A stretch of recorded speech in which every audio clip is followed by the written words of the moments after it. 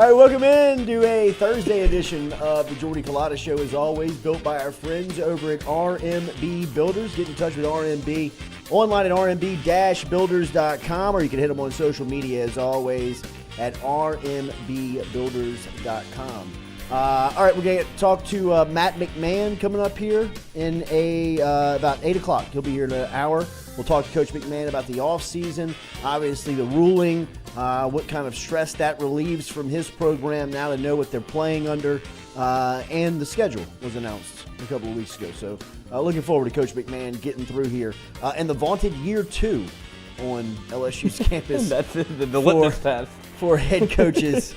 We'll ask him if he can, if he's anticipating his Final Four national championship run like his predecessors have done in Jay Johnson and Kim Mulkey. Speaking of Kim Mulkey, LSU women's basketball honored last night at the ESPYs, and we'll get to the ESPYs, as the ESPYs was a billboard for LSU last night, including Justin Jefferson taking home the Play of the Year, Angel Reese taking home the Breakthrough Athlete of the Year. Livy Dunn was a presenter. Livy Dunn and Angel Reese were both a part of the intro to the ESPYs. I mean, it was you couldn't get away from LSU last night on sports' biggest stage, and we'll talk a lot about that. Remember, our phone line daily is brought to you by our friends over at Southern Regional Medical Center, formerly Metropolitan Health Group. Same services, same great people, Jason Ramazan, Charlie Harvey, and the entire crew over at Southern Regional Medical Center. Easy to get in touch with them today. If you got pain, need doctor, get in touch with them over at Southern Regional Medical Center. Proud supporter here. The Jordy Culotta Show brings you our phone line each and every day. Shout out to Charlie Harvey and Jason Ramazan. And speaking of Ramo, remember, Mr. Fun's Travel has got a trip brewing to Orlando, as they've got a couple of seats left if you want to be a part of the travel trip to LSU and Florida State. That'll be taking part in Orlando coming up on Labor Day weekend. That'll be, of course, a Sunday primetime kickoff between the Tigers and the Noles, and you can be a part of that with Mr. Fun's Travel. That means that you'll be doing it all first class. Travel, transportation to the hotel, transportation to and from the game, back to the airport, and back safe and sound here to Baton Rouge. It'll be a great trip if you want to be a part of it. Check it out online at MrFunsTravel.com. All right, so LSU last night dominates the ESPYs. As we said, former LSU star Justin Jefferson won the award for the ESPY Award for the best play of the year for a one-handed catch he made against Buffalo last year. It was an incredible play as Jefferson has his back to the defense. The ball's coming at him. He just springs up about 45 inches off the ground and decides to grab it with one hand, and how he hangs on to it and bringing it down to the turf after all the, kind of just everything that went on in the play was fantastic. And then, of course, Angel Reese, who won the ESPY on Wednesday night for the best breakthrough athlete of the season after she led LSU to a national championship last night. She won that award over Caitlin Clark, Brock Purdy, and Julio Rodriguez. Reese, of course, 34 double-doubles on the year, averaged 23 and 15 during her sophomore season. The unanimous first-team All-American, set SEC records with rebounds at 555, and her 830 points were third most in LSU history. An incredible season for Angel Reese. When you see it on paper, and again, you see her stacked up against the competition, she truly was a breakthrough athlete, right? Who had Angel Reese last summer, right now, a year ago today, as she was making her decision where she was going to transfer and landed on LSU, that she was going to come in, set an SEC record for rebounds, set an LSU record for double-doubles, average 23 and 15, and lead the Tigers to a national championship.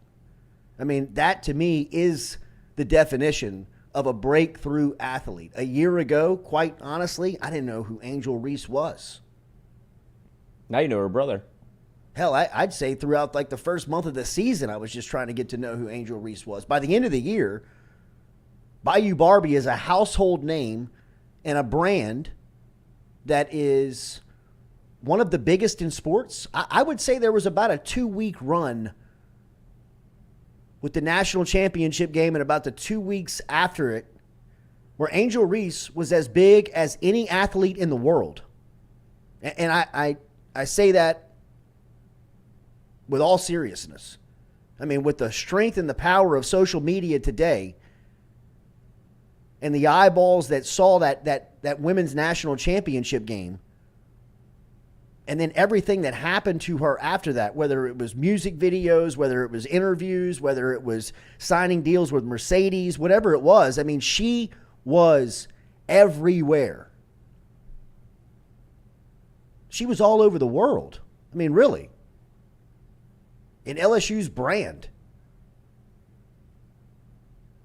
The true definition of a breakthrough athlete. Shout out to Bayou Barbie and Angel Reese and the entire LSU staff for a dominant season, and definitely deserved to be honored last night.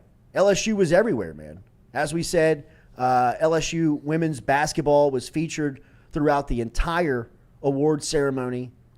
Pictures everywhere, whether it was Flaugier, Angel Reese, Haley Van Lith was in the audience.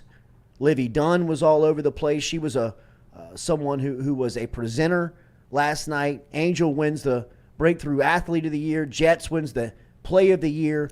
And then Lil Wayne. Lil Wayne is rapping, opening the show, and he's doing it in an LSU Women's National Championship hat with a piece of the net hanging from his hat.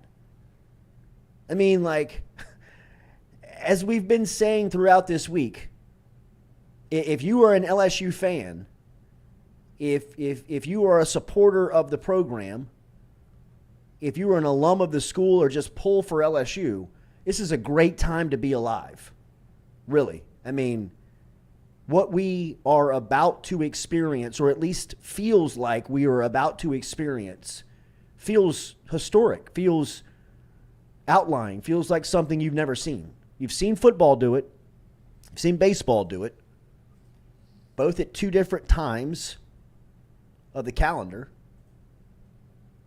Rarely never have you had everyone on such a competitive level, balanced field. I mean,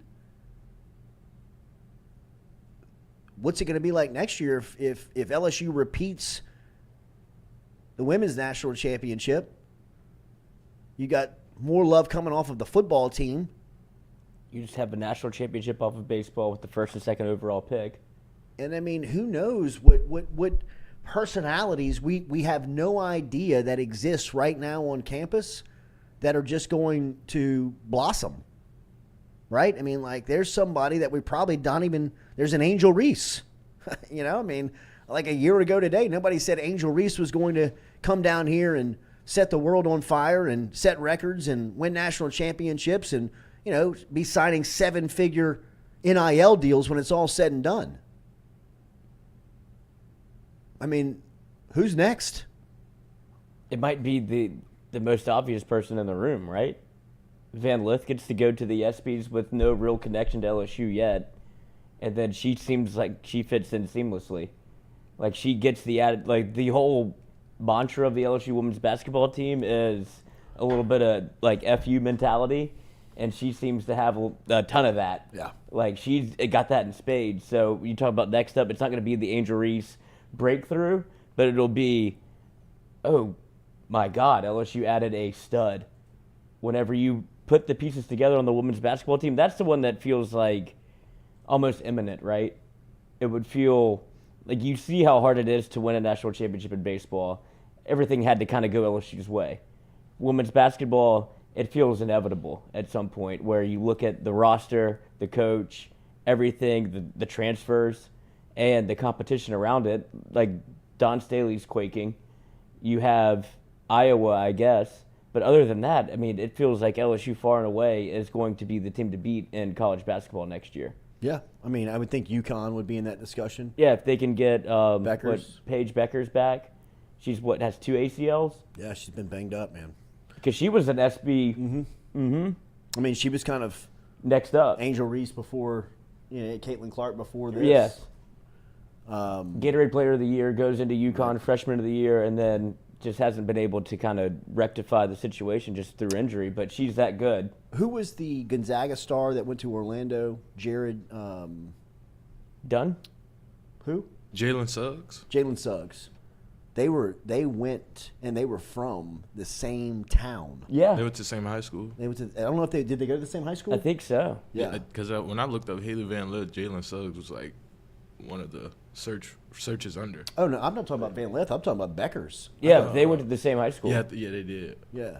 I mean, I think Paige Beckers and Jalen Suggs were like the male and female national athletes. They were of the Gatorade year. Player of They the were, like, Year. from The same high school. The same school. You know Jalen Suggs played football, right? Oh yeah.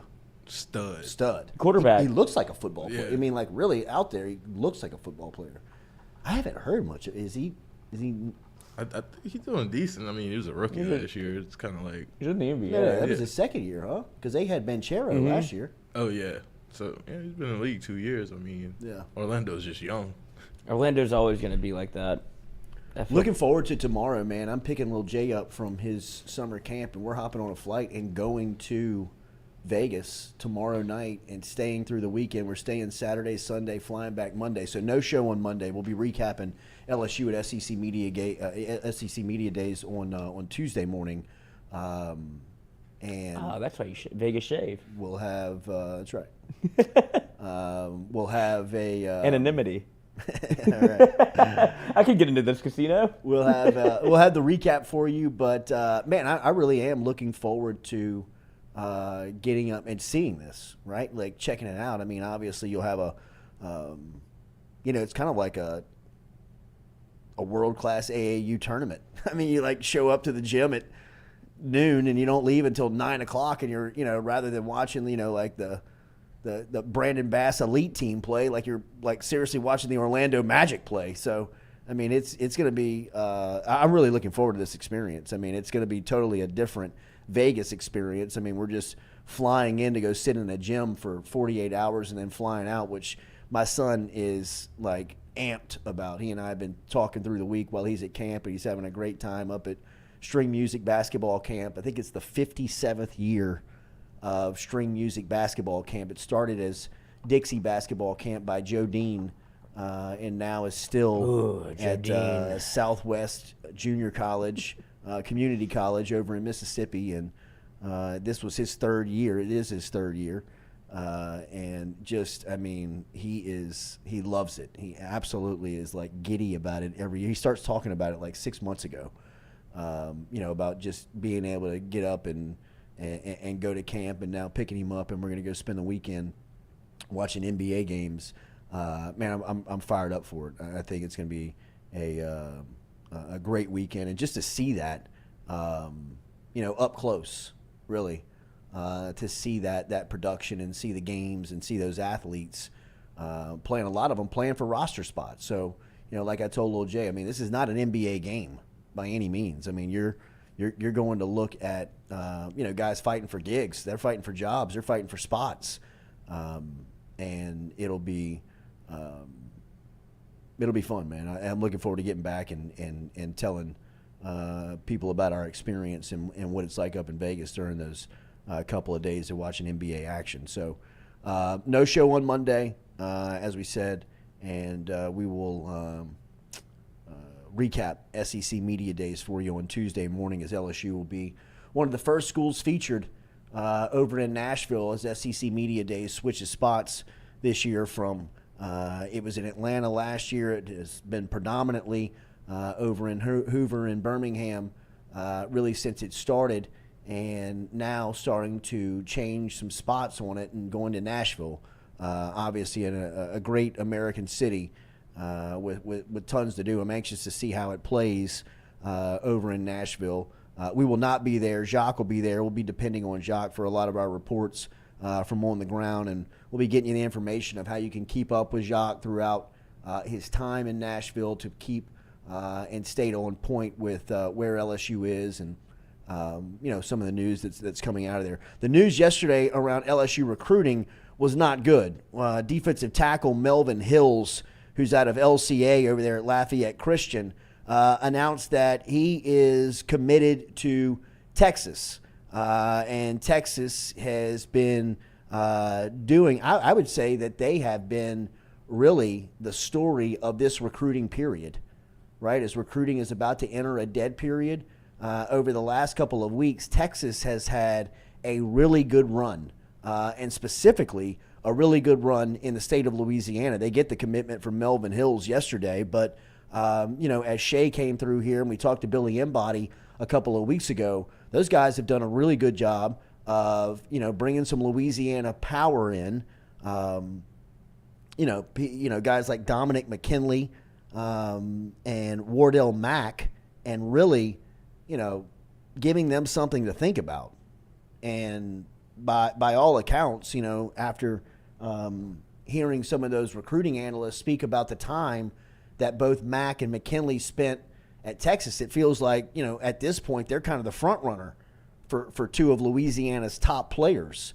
And yesterday, they pick up a defensive lineman in Melvin Hills that, is someone that, look, LSU, they need defensive linemen bad. It's starting to become a concern a little bit. It's beyond concerning, I think, because of it's a lot of what we talked about last year, and I think it's becoming better, but it's not happening at a rapid enough pace to where the message is being sent, where the net that LSU is throwing in recruiting right now, in my opinion, and this is just my opinion, it's too wide.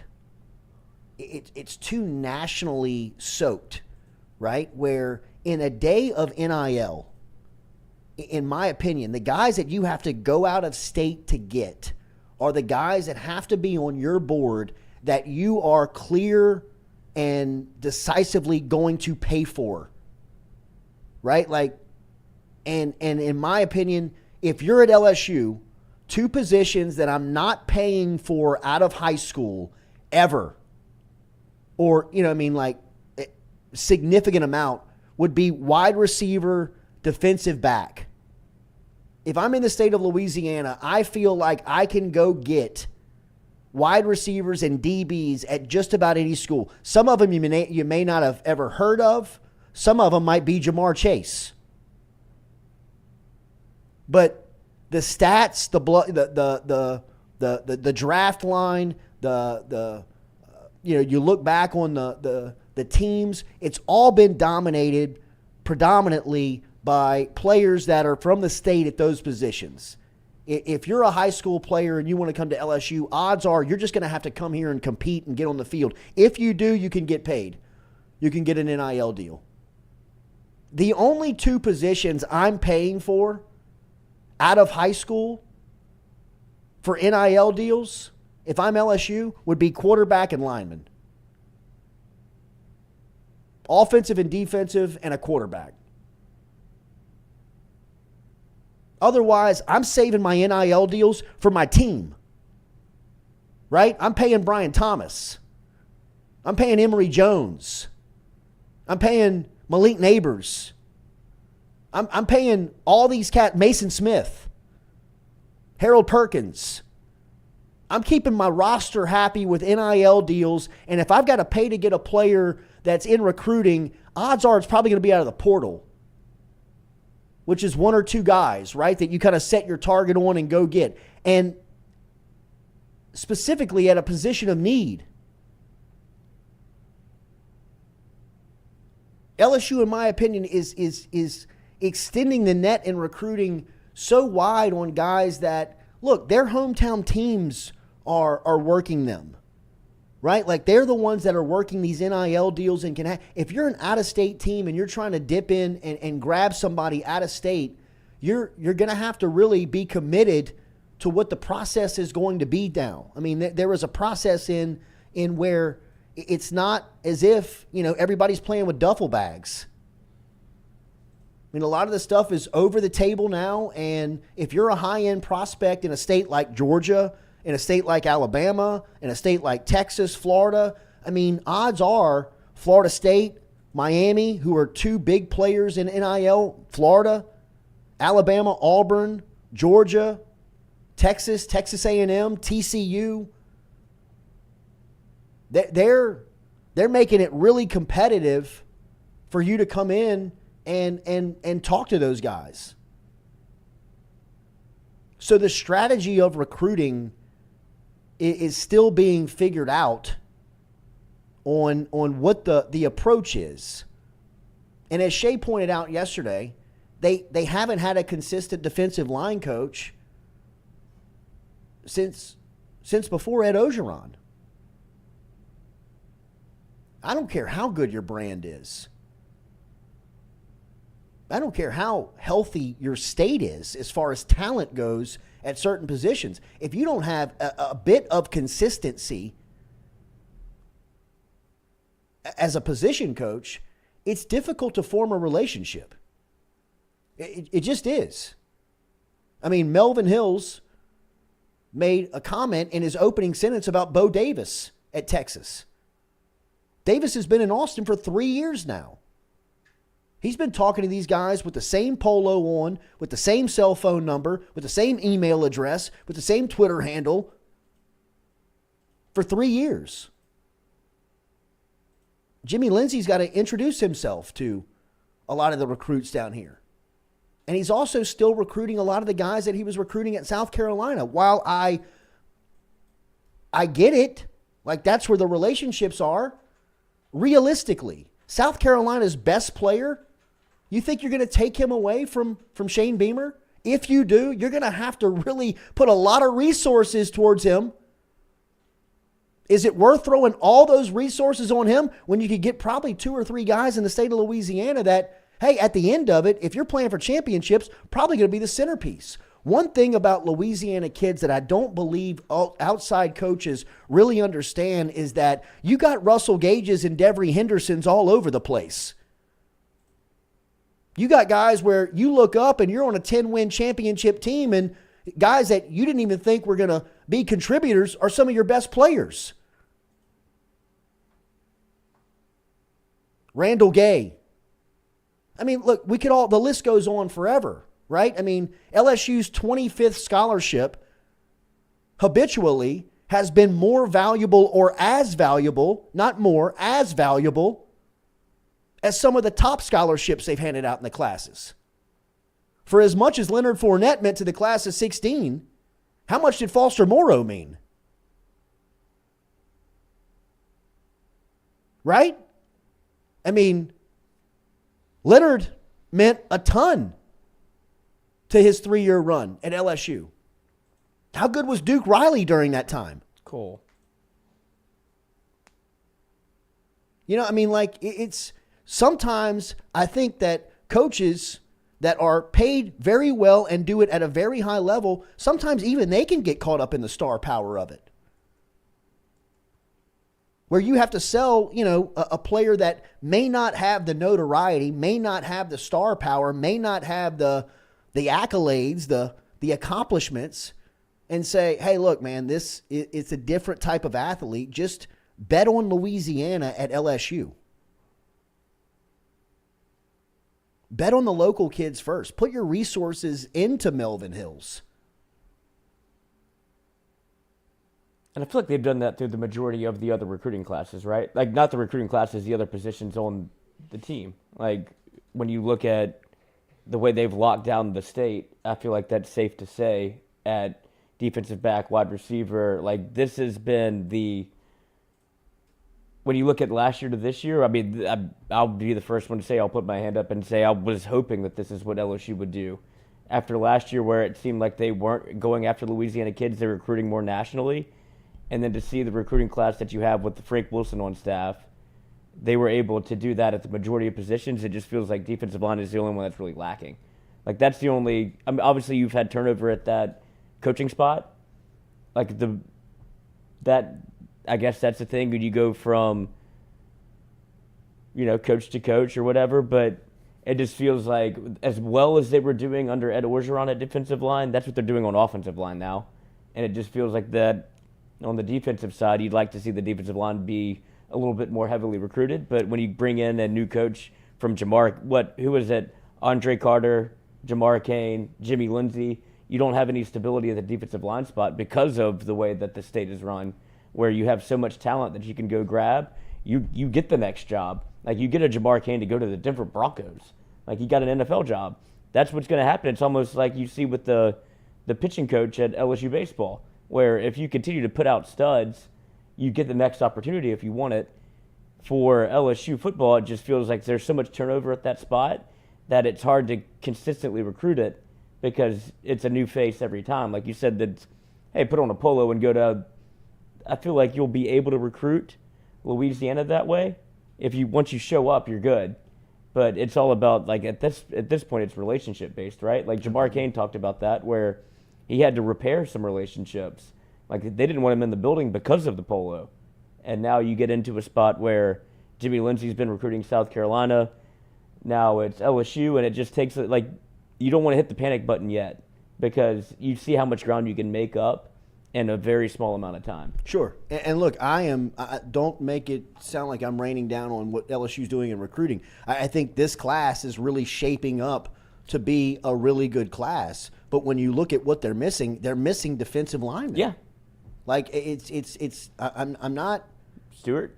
I mean, there is a lot of talent in this class, and there's a lot of Louisiana talent in this class. But one thing that is it's clear cut when you just open it up, look at it on paper that's absent is they don't have any defensive linemen. And the state's got a pretty good class. One big fish still left. There's one big one still left, and he's a must get at this point. Yeah. I mean only 3 of the top 10 players in Louisiana haven't committed, and they're all crystal ball to LSU. That's where I couldn't be happier.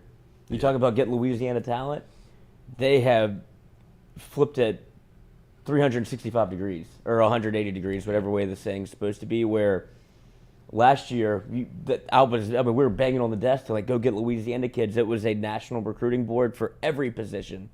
And then you see the emphasis on the state. It's like Brian Kelly kind of, right. Oh, shit, there's dogs here. Well, I mean, you realize, like, if you do just a little bit of research on LSU, yeah, he just didn't. I don't think he knew. He didn't know what he didn't know. And I'm not blaming him. No, I think that you have to give him credit for flipping it that settled quickly. Into kind of your habits. Yeah, and Notre Dame recruiting. At Notre Dame, you're not recruiting Indiana. I mean, you have to recruit the country. So, I mean, I think when you get down to Louisiana, there's even guys that you probably get enamored with in the camp circuit, watching guys, go through routes, go through drills, go through, their training, and you say, man, I mean, it's probably tough to offer a wide receiver at John Curtis. I mean, really, if you're, if you don't really know the culture, you don't know, but you're like, hey, this guy, I mean, he runs 10.5, he catches everything, he's got a Louisiana mentality, right? I mean, like, he's 3 years from now, he might be your top target. So, I mean, just learning those things, that's all I'm saying. They're doing a great job. But the turnover on the defensive line, coach, is, looks like it's just catching up or costing them a little bit, right? I mean, of just not being able to have these built-in relationships when it's time for these guys to make decisions. And, I mean, I know that not every kid is from Louisiana wants to go to LSU, but when a kid is from Louisiana at a position of need, you have to make him want to go to LSU. That's your job as a recruiter. That's the task and the title, right? Like, well, I'm thinking about going here. No. You're coming here because you're going to be playing. Whatever the sales pitch is. Sometimes Culotta can be such a Debbie Downer. The only miss is ranked 4th. It is going to A&M. It's fun to yell at him in the chat every now and again. Keep it coming, boys. Who's ranked 4 and going to A&M? The 4th ranked player in the state is Deshaun McBride. Deshaun McBride, and he's going to LSU. So, the national net got you 5-star Deshaun Womack and Jackson Howard. That's last year, Hunter. I'm talking about this year. Ace Jordy keeps his palm on the panic button at all times. A little bit. Deshaun Womack and Jackson Howard are edges, not defensive linemen. That's the crux of the conversation, right? Like, they're going to get edges. Yeah, LSU needs defensive Some line. interior guys. Interior line. That's all. That's the conversation. Somebody to line up over the center and the guard, not the tackle. Does it matter if he wants to go to LSU? If LSU doesn't want him, if he pops off his senior year, LSU will flip him. Yeah, it's just that easy. Wait, who is this? Melvin Hills? Yeah. I mean, he had a good junior year. Okay, but can we stop at the Debbie Downer and analyze what LSU baseball players drafted 13 of them. late and now return? Yeah. This isn't my specialty. Christian Little's coming Christian back. Little coming back. Is he? Yep. Where do you go, 20th round?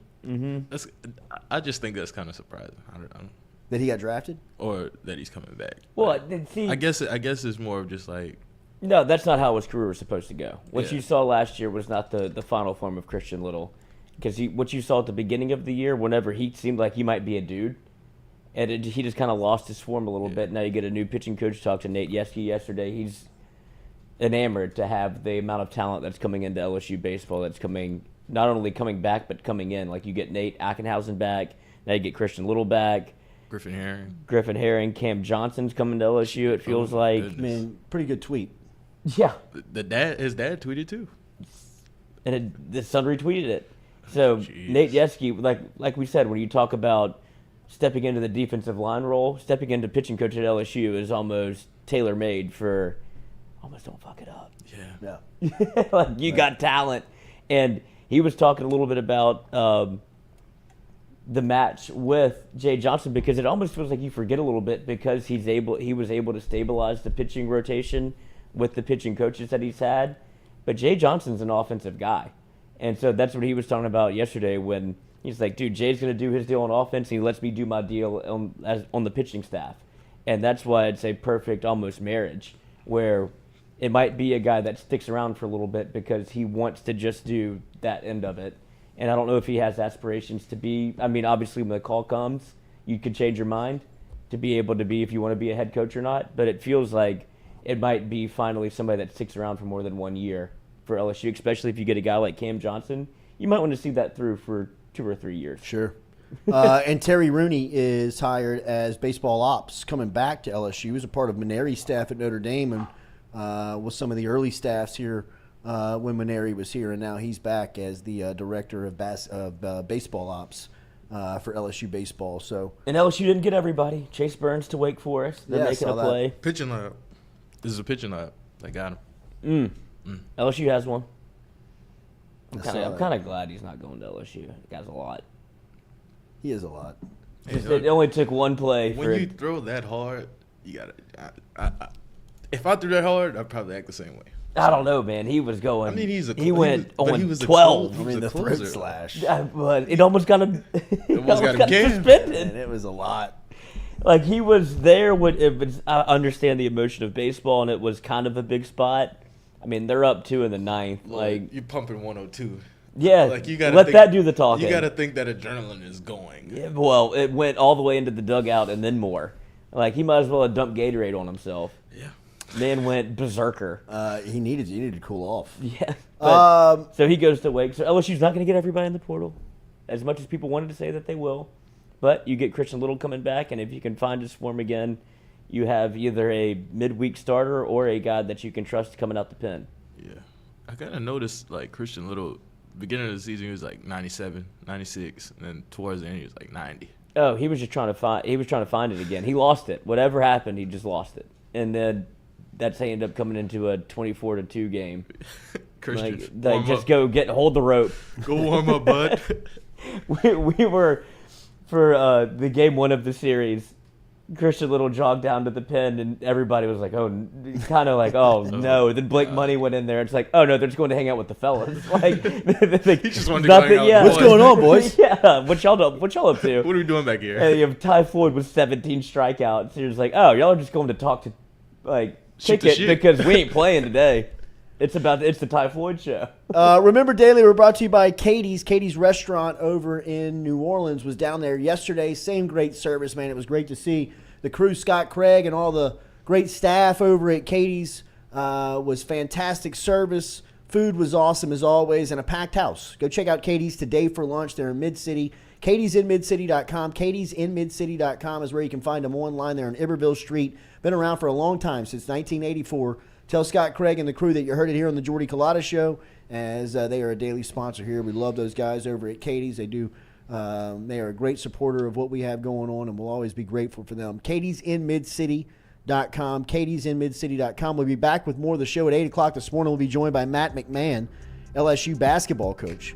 This coach will be through here talking about his new look for some of the guys that he picked up in the offseason, reaction to his schedule, and then, of course, the ruling that came down a couple of weeks ago by the NCAA, and now a little bit of clarity for LSU hoops as they hit the road for recruiting again. All that coming up and more. Make sure and hit the like button, share button, comment if you don't mind on the show. We'll get to some of the comments coming up here in the second hour as well. And don't forget, daily, we're built by RMB Builders. Check out Rhett Bourgeois and his crew over at RMB Builders at rmb-builders.com. And more of the show coming up right after this.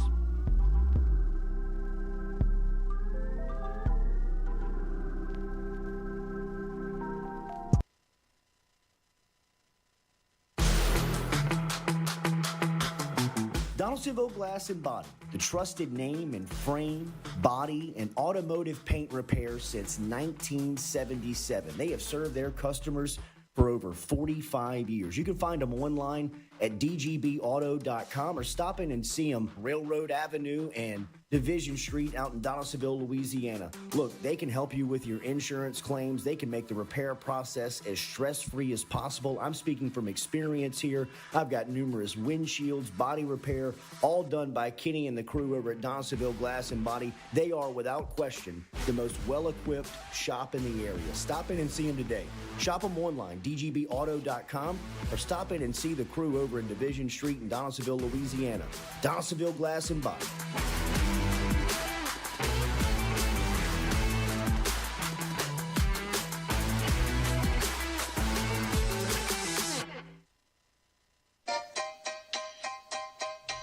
Hey fellas, it's Jordy Culotta for my friends over at Men's Total Health. Guys, do you suffer from fatigue, decreased libido, erectile dysfunction, weight gain or loss of muscle mass, signs of depression, anxiety, hair loss, mental fog, general loss of interest? Then you might be suffering from low testosterone. Go see my friend Mike Roach and his great team over at Men's Total Health, over in Metairie at menstotalhealth.net online.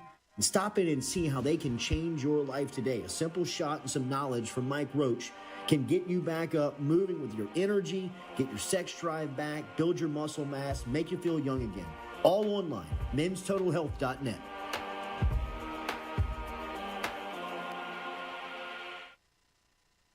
Red Stick Sports, a local staple in Baton Rouge to all sports fans, was founded back in 1981 and has remained a family business for over 40 years. Today, they still have the great selection on the floor, but they're also a leader in custom apparel for businesses, sports teams, and other groups. Take it from us, everybody over here at FM Digital Media. They help us out with all of our apparel. Let them help you out today. Go ask for Cody over at Red Stick Sports.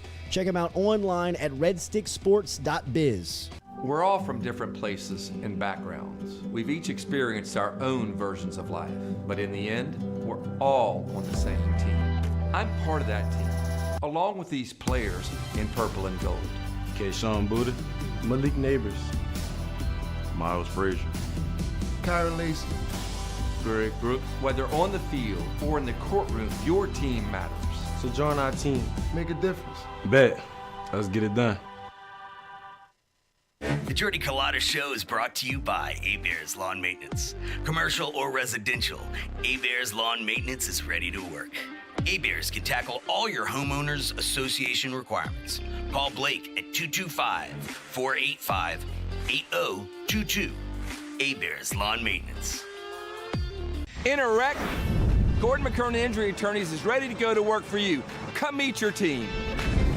I'm your intake specialist. I coordinate your case and connect you with your attorney and paralegal. That's us, your legal team. Here you go. Thanks. And we'll fight to get you every dollar you deserve. I'm your settlements and disbursement manager, and I'm here to get you paid on time. I'm attorney Gordon McKernan. Put our team to work today. Just call us. Get it done. Are you looking for sound financial advice? Then get in touch with Daniel Newman of Edward Jones. You can call him today at 225-261-8262 or email him daniel.newman@edwardjones.com. If you're planning for retirement, saving for college for children or grandchildren, or just looking for sound investment opportunities, get in touch with Daniel today, 225-261-8262, located on Magnolia Square Drive in Central. Daniel Newman of Edward Jones. Hey Tiger fans, when you're traveling through Natchez, Mississippi, make sure to visit Tom and Wright Granning at Go-Mart and On The Go Deli, where you can fill up your tank and your belly. Go-Mart has clean restrooms, community coffee, an awesome beer cave, and a great selection of anything you may need on your trip. Located at 4 Sergeant Prentice Drive as you're entering Natchez on the left. Also stop by Wardo's Po' Boys at 309 North Broadway on the beautiful Natchez Bluff, where the Po' Boys are so good you'll swear you're in Cajun country.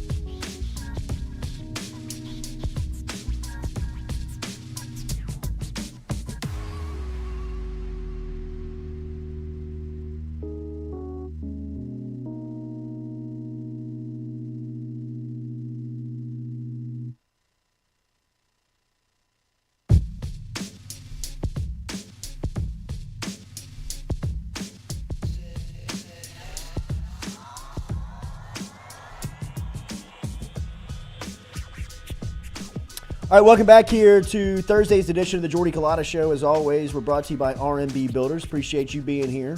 Remember, rmb-builders.com, rmb-builders.com. Panic button. I'm not hitting the panic button on LSU's recruiting. I'm just saying that they need defensive linemen. And they got local defensive linemen here. And, you know, turning over 3 defensive line coaches in the last 3 years has caught up. It's such a fickle mistress, too, the defensive line. It's so hard to project when it's not an edge. Who was our guy from in the Wisconsin game that played the first series? Daniil Hunter? No. Massive D-tackle. Mason Smith? Trevante Valentine. Trevante Valentine. Oh, my goodness. What a project. Wow.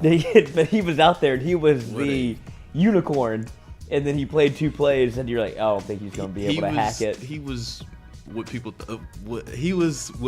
Like, think of Mason Smith, pretty much, like a just dominant. Well, I think of Mount Cody. Defensive. That's who he was going to be, of just space eater of Take like 1-2. He's too big to block. Or like Vita Vea.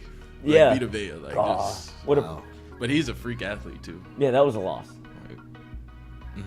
The first call that, oh gosh, he was the defensive coordinator that went to Baylor, Dave Aranda. He was like taking, who did he take with him? He took Siaki. Siaki. Yeah, he got drafted in what, first or second round? He got drafted high. Apu Aika, that's who I'm thinking of, that he grabbed. Quick. That he was like, you're coming with me. But they switched the defense. Did you see the don't get me started on Ed Orgeron going to a 4-3 because he did it at USC in 2006. And it's like nobody runs a 4-3 anymore. You have to be multiple. He's like, no, we're running a 4-3, and I'm getting my guy Bo Pelini to come coach it. And then you have people running by you. Oh, you want to come coach? I'm at Gino's right now, but yeah. That was a disaster. Disaster. Did he let Panamsky hire him or something? Like, He didn't talk to him. I know, that's what I'm saying. He probably just let I mean, he admitted it. talk to Derek. He admitted it that he didn't interview him. Call Did Derek. that to you? Yes. What, I mean, what was that internal? like- What was that off-air break like? Did he just say he didn't? let's get back to football. I don't want to expose you right now I because mean, you're the head good coach, but that's Lord. a wild statement to make. I didn't even interview him. Like, Oh, shit. T-Bob, do you hear that? Yeah, oh yeah. Ask him about Bryce Langston. Anthony Bradford. You should have known then. I saw the report that he was interested in the Northwestern job, and then Bruce Feldman came out minutes later and said that he had spoke to Ed Ogeron, and in fact he had not had any contact with Northwestern, and he's not interested in the job. I ain't talking to him, boy. That is. I don't think Ed Ogeron will coach anymore. I think those days are gone because, I mean, that's just my opinion. I just think that. Oh no, I mean the quotes are from, like you said, this is from The Advocate, and also from this is from Sheldon Mickles, but he was reporting on the same story. Ed Orgeron, I started getting all these messages. He starts laughing, and it's like, I don't know where they get this stuff. I'm happy being a dad. So I mean, that's as out as you can be. Like, your sons are grown up. Right. It's not being a dad. Son's almost 30. Yeah, so I mean, I guess you're still a parent all the time, but those kids are living. Like, you're getting them jobs. That's about it. Yeah, right. So you're not really parenting that much. I'm sure you're talking to them. An agent. He said, and then the final quote from the story is, "I'm done with that in regards to coaching." So I think you're right. I think he's pretty much out. You can feel it. He could coach in the XFL. Yeah, I think like something like that. He doesn't want the spotlight again. Yeah, I don't think he knows it's too big for him. He doesn't want the. I don't think he wants the grind anymore. You know, I mean, I think once you live that life. I was listening to someone speak who runs a very successful company. His company has been valued at well over $100 million, and he says that the biggest challenge that they face was when they got to 50 million, how they got to 75. You realize that there was just people, especially in like the executive level, that were just okay with their lifestyle. Like, they were like, let's just stay at 50 million. Let's just stay and keep the company at this. Everybody's eating, everybody's doing well, everybody's making their salary, everybody's living the life they want. And this particular person was like, no, I want to take it to the next level and beyond. Let's see how far we can move this thing. And he said, in that exercise, or in that growth opportunity, you realize, like, some people just, they're not cut to climb to the top of the mountain, right? Like, I mean, like, you've been there, and this is not really directed at Ogeron. I just think it's a part of him where he's like, look, I've experienced it, I've done it, I got my money, I'm over it, right? Because now he's settled into a lifestyle that he doesn't have a lot to worry about. I mean, he gets up, he jogs the beaches of Destin every day. I mean, he's living a pretty comfortable life by what we would all probably, perceive to be calm and cool standards, but some people still have, $100 million in the bank and are still flying on commercial flights all over the country to make sales pitches to try and grow their particular companies to $150 million and go public. It's a different type of mentality that I think when you get to that type of production level, when you get to that type of execution level, is something that you have to look out for. It's something that you have to be able to find, something that you have to be able to analyze when bringing people in, right? Like, are you going to be motivated by a certain lifestyle, or are you motivated to make this thing the best that it can be?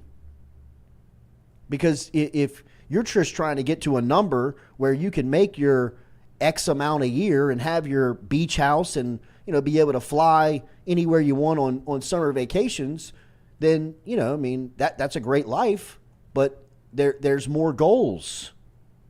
There's more aspirations of trying to grow it.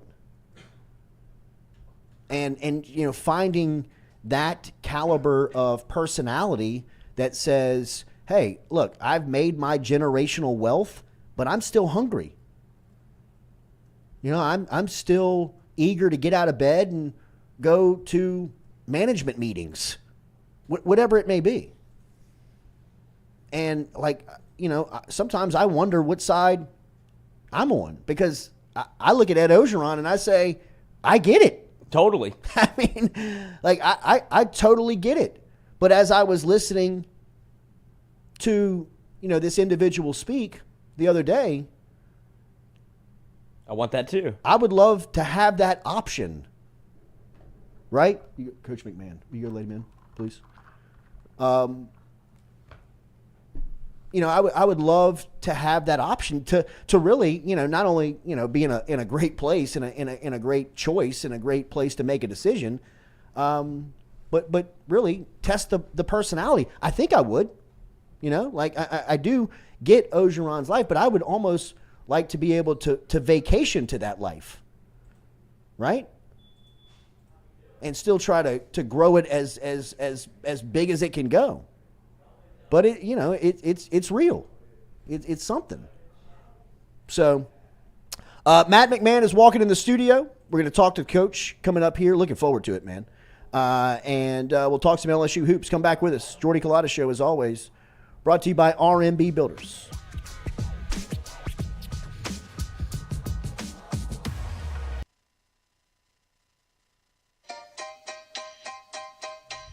Hey fellas, it's Jordy Culotta for my friends over at Men's Total Health. Guys, do you suffer from fatigue, decreased libido, erectile dysfunction, weight gain or loss of muscle mass, signs of depression, anxiety, hair loss, mental fog, general loss of interest? Then you might be suffering from low testosterone. Go see my friend Mike Roach and his great team over at Men's Total Health, over in Metairie at menstotalhealth.net online. And stop in and see how they can change your life today. A simple shot and some knowledge from Mike Roach can get you back up, moving with your energy, get your sex drive back, build your muscle mass, make you feel young again. All online, menstotalhealth.net.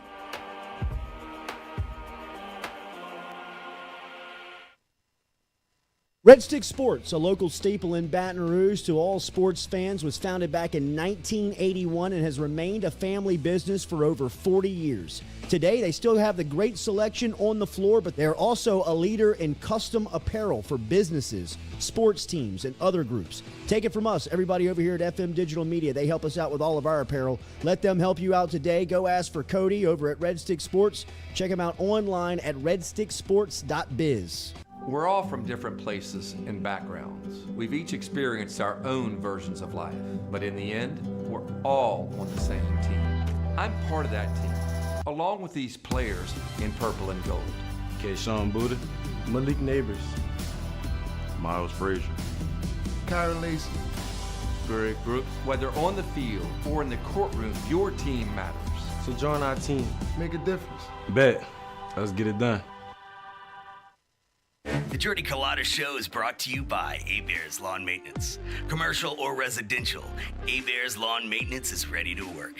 A-Bears can tackle all your homeowners association requirements. Call Blake at 225-485-8022. A-Bears Lawn Maintenance. In a wreck, Gordon McKernan Injury Attorneys is ready to go to work for you. Come meet your team. I'm your intake specialist. I coordinate your case and connect you with your attorney and paralegal. That's us, your legal team. Here you go. Thanks. And we'll fight to get you every dollar you deserve. I'm your settlements and disbursement manager, and I'm here to get you paid on time. I'm attorney Gordon McKernan. Put our team to work today. Just call us. Get it done. Are you looking for sound financial advice? Then get in touch with Daniel Newman of Edward Jones. You can call him today at 225-261-8262 or email him daniel.newman@edwardjones.com. If you're planning for retirement, saving for college for children or grandchildren, or just looking for sound investment opportunities, get in touch with Daniel today, 225-261-8262, located on Magnolia Square Drive in Central. Daniel Newman of Edward Jones. Hey Tiger fans, when you're traveling through Natchez, Mississippi, make sure to visit Tom and Wright Granning at Go-Mart and On The Go Deli, where you can fill up your tank and your belly. Go-Mart has clean restrooms, community coffee, an awesome beer cave, and a great selection of anything you may need on your trip. Located at 4 Sergeant Prentice Drive as you're entering Natchez on the left. Also stop by Wardo's Po' Boys at 309 North Broadway on the beautiful Natchez Bluff, where the Po' Boys are so good you'll swear you're in Cajun country.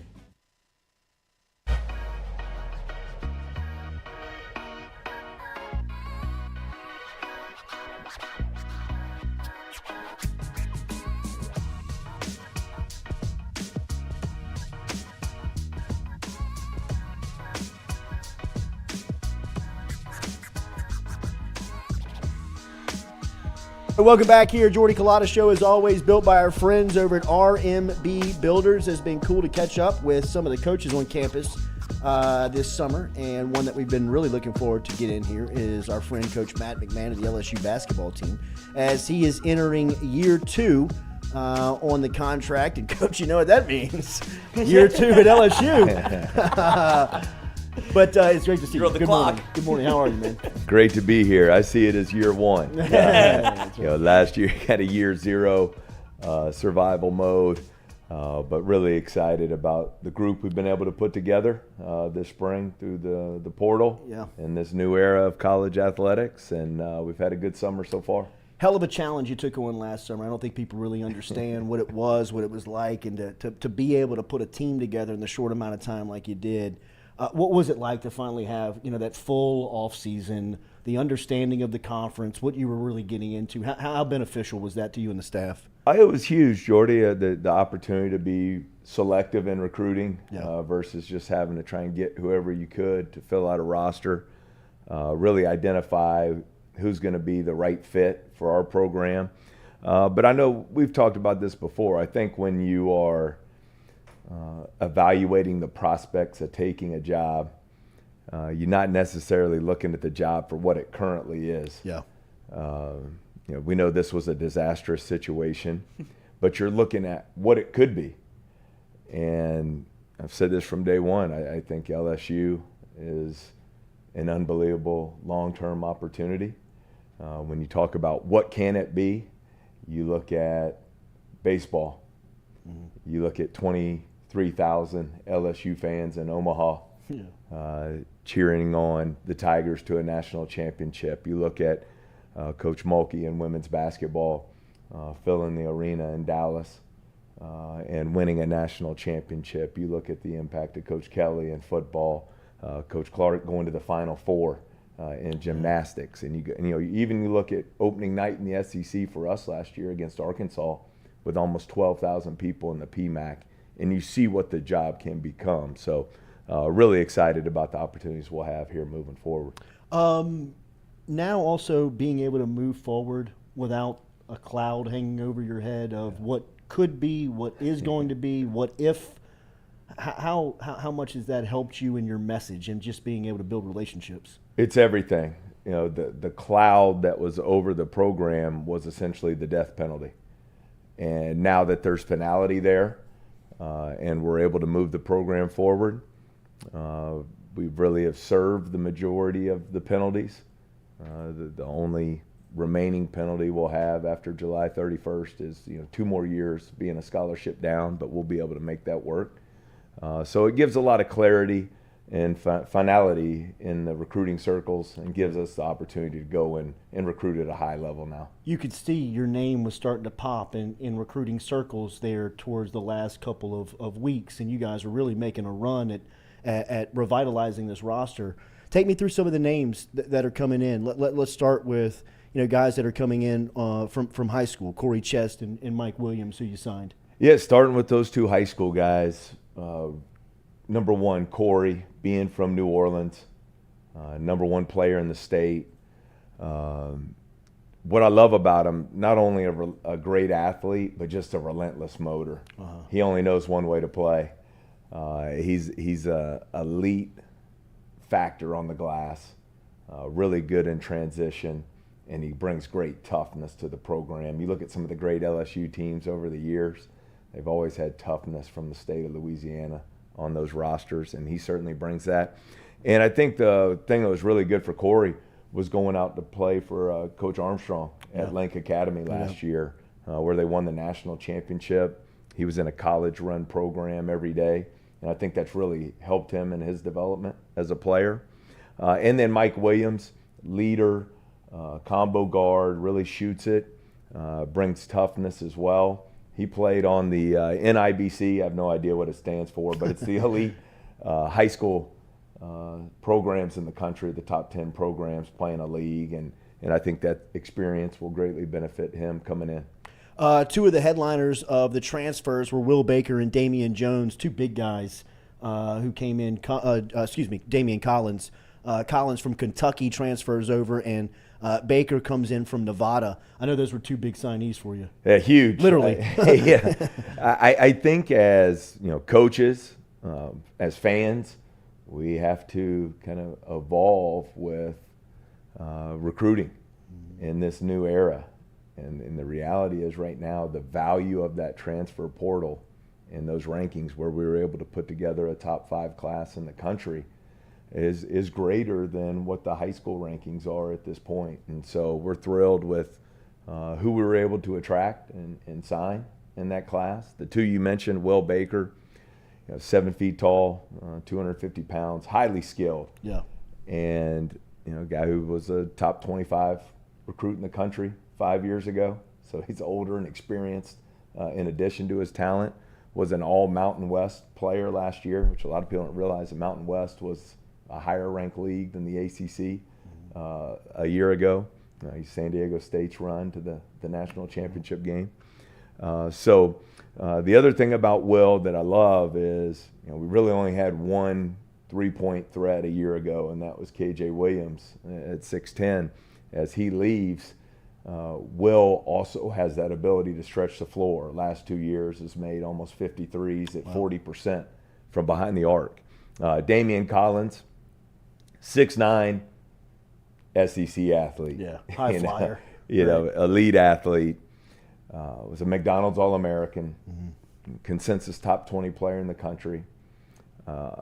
And he's been a lot of fun to coach this summer. I've been really impressed with his skill level. It's a little bit higher than I expected coming in.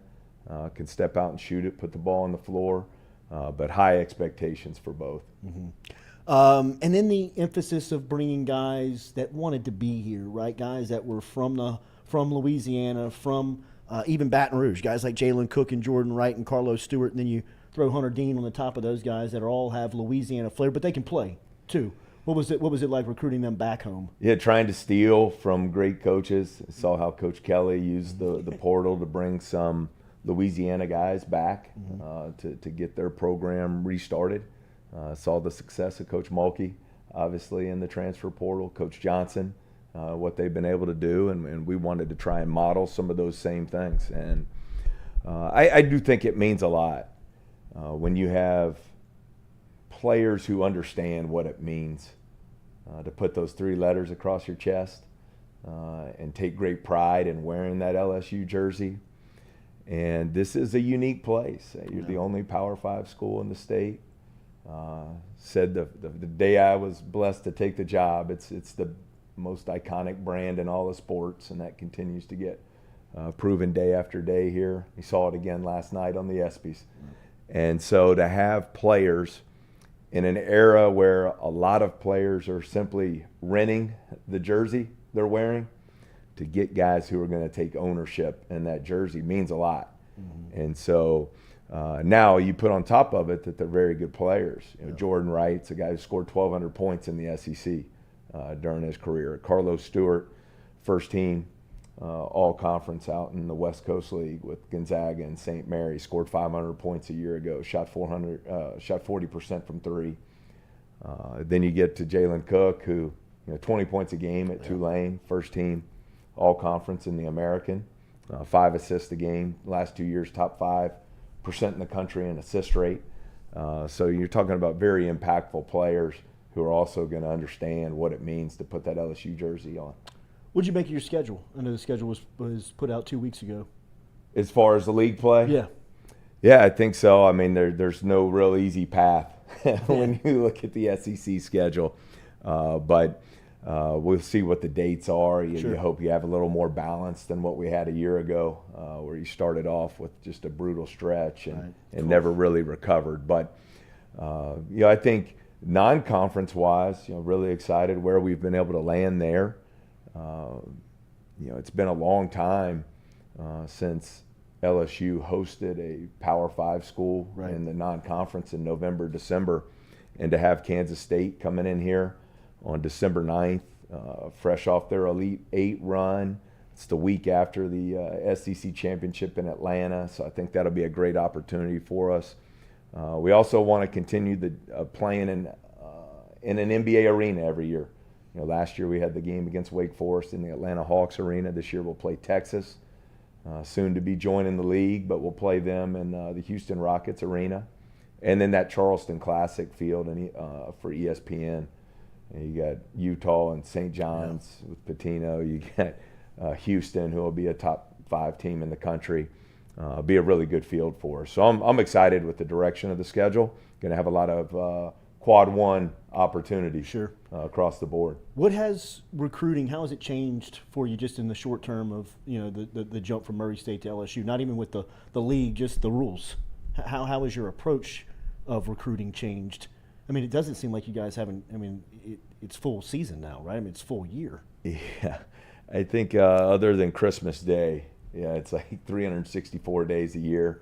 I think there'll be some modifications to the calendar, but what's changed really is that portal time in the spring. It's a long window. We're 60 days, and I think you'll see that get cut back, but it really makes it a year-round deal. And the calendar has changed as well. It used to be you only went off campus in July recruiting. Now you've got weekends in June, so it's really become year-round. But no real changes. You got to go identify elite players that are going to come in and fit the culture of your program and impact winning. And I think we were certainly able to do that this spring. Again, when you're starting a program over from scratch, we had to sign 8 new players again this year. Want to get to solid foundation into where you're 3 to 4, maybe 5 players a class. I think continuity starts to become a competitive advantage in this new era of college athletics. It seems like the momentum is rolling in the right direction on the facility. I mean, it feels like people are talking about it, right? I don't want to put you on the spot, but it feels like there's a lot of movement right now. Yeah, I think so. Everything you hear is very positive. I think the success of what Coach Mulkey and the women's program bringing the national championship back to Baton Rouge, I think only speeds that process up. And so it's going to be a huge thing, not only for our program, but you look at the success of LSU gymnastics and all the different events that would be in that facility. I think it's going to be huge for the university. You mentioned the brand, and before you got here, how recognizable and how powerful it was. Somebody that's from here, it's never been as successful as it is right now, where there's so many succeeding at such a high level. What do you contribute to that, being that you're in there, you see it every day, you're a part of it? What's the key ingredient? Well, I think there's a lot of factors there, but you have to start with having a passionate fan base. If nobody cares, the things that are happening at LSU right now are impossible. So you have this passionate fan base. You have elite leadership in the organization, from President Tate and the Board of Supervisors to Scott Woodward and his team. And then I think you have some of the elite coaches in sports. When you look at the success of these programs right now. And so you combine all of that together, you look at the tradition, look at LSU basketball. I mean, the NBA. I know. 3 of the top 75 players ever to play in the greatest basketball league in the world came from LSU. You see the 4 Final Fours, which I believe is the 3rd or 4th most in the SEC. So there's tradition.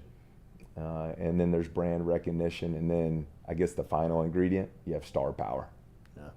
You start talking about, obviously, Shaq on the basketball side, but then currently Joe Burrow, Angel Reese, Dylan Cruz, Paul Skeens, Coach Mulkey, Coach Kelly. It's star power. Yeah. And that attracts people.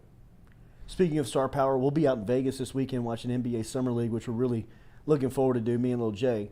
5 of your guys suited up, 5 former LSU players suited up for Summer League.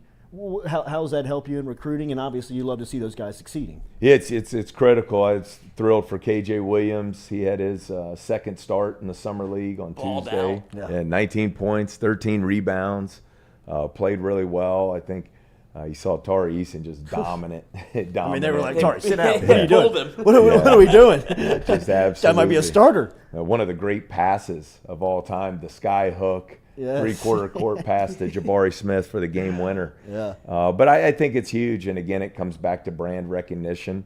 The reason you want to coach at a place like LSU is you can recruit players that are going to go on and play in the NBA for many years, and so seeing the success of those guys is really important. That when recruits are tuning in, which they're tuning in. Absolutely. The Las Vegas NBA Summer League's become a huge event in the recruiting circles, and when they see those LSU players out there having success, it's big for us. How does your schedule work here between training camp? What's going on with the program? Yeah, we have our 8 weeks of summertime with the players, which has been big for us, not just getting them to the court, but building those relationships and starting to develop some chemistry in that locker room. I think is important. So we're taking advantage of our time on the court, starting our team workouts. And then the weight room. I think Coach Puckett's done a great job with their players there. It's great to get bigger, stronger, faster in the summer, and then just living in the gym, really establishing that winning culture with these guys. So I love our group. It's going to be a fun team to watch. I think we've really put together an older, experienced, and proven group of players that'll shoot the ball well from behind the three-point line, but also have great size and athleticism up in the front court. Yeah. The SEC has fastly become reputable as the best in nearly every sport. Your sport, I believe, has made the biggest jump in the last 5 years in the league. Facilities, coaches, players. It seems like the best of the best are here. You're in the belly of the beast every day. What do you make of what you're going against? I agree 100%. I think it was just 7 years ago the SEC barely snuck a third team into the NCAA tournament. And you look at this past year, Arkansas goes to the Sweet 16. I think a lot of people forget. They had 3 NBA picks. That's right. They had a 4th sign a 2-way contract. I think people forget they were the 10 seed in the SEC tournament. So it really speaks to the depth of the league. But I think since that time when the SEC barely had 3 teams get to the NCAA tournament, you've seen a huge investment in facilities and coaches, and now you're seeing the benefits of that. You look at 8 teams year in and year out are going to be in the NCAA tournament from this league. Going into this year's NBA draft, since 2020, SEC had 12 more draft picks than any other league in the country, twice as many lottery picks as any other league in the country. And you'll just see that continue to get stronger as Texas and Oklahoma enter the league a year from now. I know you can't speak specifically of prospects, but in this state, usually the best athletes are football players. Jalen Cook. Jalen Cook, for sure. There's one on the board for both football and basketball. How likely is that from your position for somebody to succeed at doing both? You being, one of the sports that I'd imagine you count on that prospect. Because of his. I don't want to speak so individual, but just sure. How likely is that? Well, I think there's a lot of challenges there. You have to be really committed, right? Very committed to taking care of your body, to the training. We all know it's become year-round. Some of the other challenges are it's probably easier to do both if the football program stinks because their season ends around November 28th, and then you head on to the team. But we're at a place where the football program's going to be playing deep into January every year, so that presents its own challenges as well. But I definitely think it can be done with all the resources that we have here at LSU, and excited that there'll be some players that have the capability to make that happen. Absolutely. Coach, incredible, right, to be here year two and look like you got your full steam in the engine here as you move forward. So I know year one was trying and tough at times, but I think everybody kind of understood that the mountain that you were climbing. It's eager to see you on an even playing field and have a chance to compete. Well, it's going to be awesome, Jordy. I'm so excited about this group we've been able to put together, and can't wait to get back in the PMAC in November and build on the momentum that LSU has around the world right now. And we're just going to do whatever we can to capitalize on that success, and can't wait to get back to it here in November 6th on opening night. Nice. Head coach Matt McMahon from the LSU basketball team going into year two here. Appreciate his time here this year one. Year one, no doubt. That's right, year one. Here joining us on this this Thursday morning. Thank you as always. We'll be back and close it out here on the Jordy Culotta Show.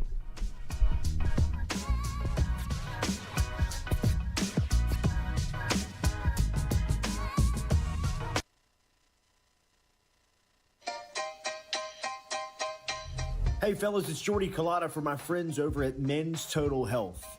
Guys, do you suffer from fatigue, decreased libido, erectile dysfunction, weight gain or loss of muscle mass, signs of depression and anxiety, hair loss, mental fog, general loss of interest? Then you might be suffering from low testosterone. Go see my friend Mike Roach and his great team over at Men's Total Health, over in Metairie at menstotalhealth.net online. And stop in and see how they can change your life today. A simple shot and some knowledge from Mike Roach can get you back up, moving with your energy, get your sex drive back, build your muscle mass, make you feel young again.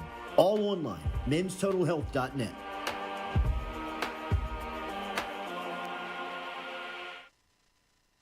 Red Stick Sports, a local staple in Baton Rouge to all sports fans, was founded back in 1981 and has remained a family business for over 40 years.